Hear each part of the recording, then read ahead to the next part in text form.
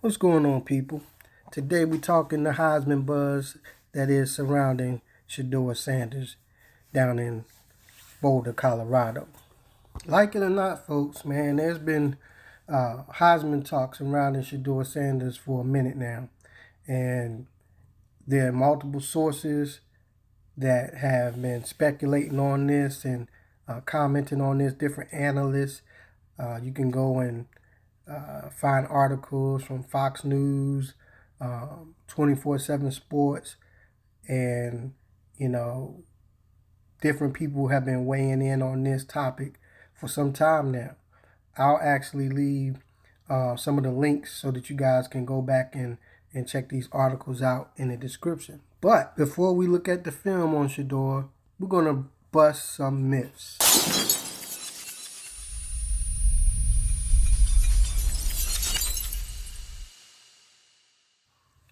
Myth number one, FCS is not D1 competition.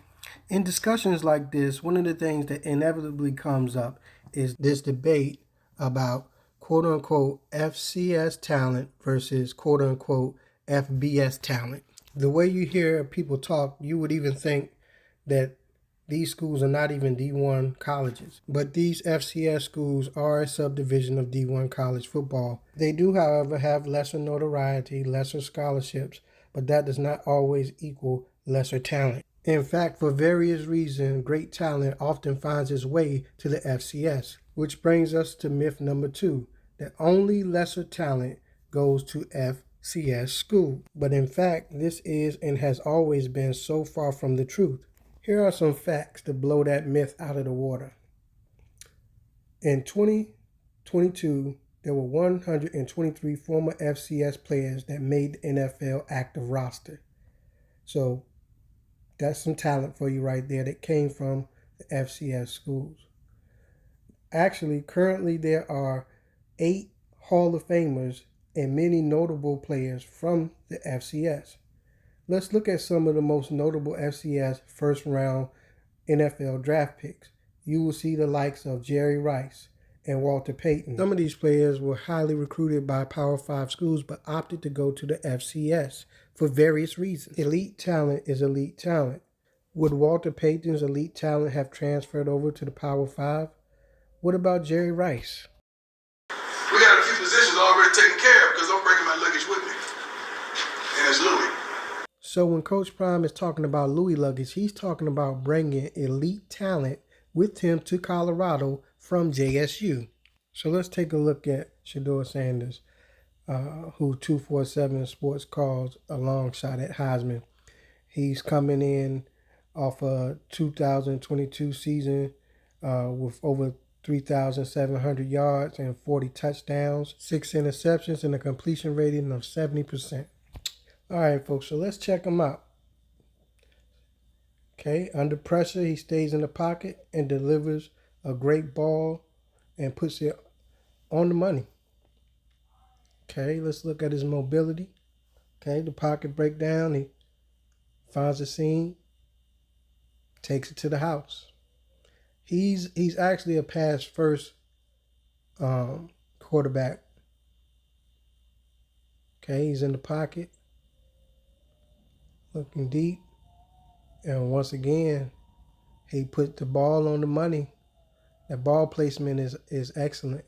Okay, and once again, we see him stand in that pocket, deliver that vertical strike, and he's cool in that pocket, folks. Okay, let's look at this. He rolls to the right, throws to the left. That's a hard throw, but he makes it. His accuracy is pretty good. His completion rating, like I said, was over 70 last year.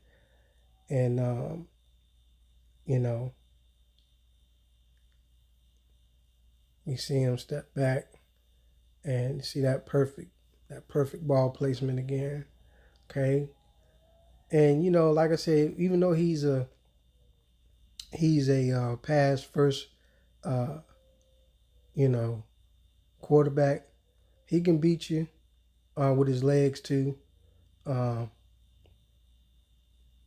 he used that sideline that time very well. I mean, he just places the ball where only the receiver can catch it. And like I said, team's going to have to account for his legs because that makes it almost like another back on the field in certain situations. But what I truly like about him is that he's a cerebral, quarterback, signal caller. He reads the defense as well. He, they say he approaches the game preparation like a Manning or a Brady, but I like his calm and coolness in the pocket, almost like a Joe Montana. But his legs will beat you, like a Steve Young. Look at his accuracy. I mean, the guy is legit. He dominated because he's an elite talent, and Deion said that he should be considered for the Heisman. Here are some of his awards, and as you can see, he was a finalist for the Walter Payton Award. He won the Jerry Rice Award as a freshman, and he was the SWAC Offensive Player of the Year. There's a reason he was heavily recruited by schools such as Alabama and Florida State, but he just opted to follow his father to JSU. He dominated there because he's an elite talent, and he will likely dominate in the FBS because of this elite talent. Cream always rises to the top.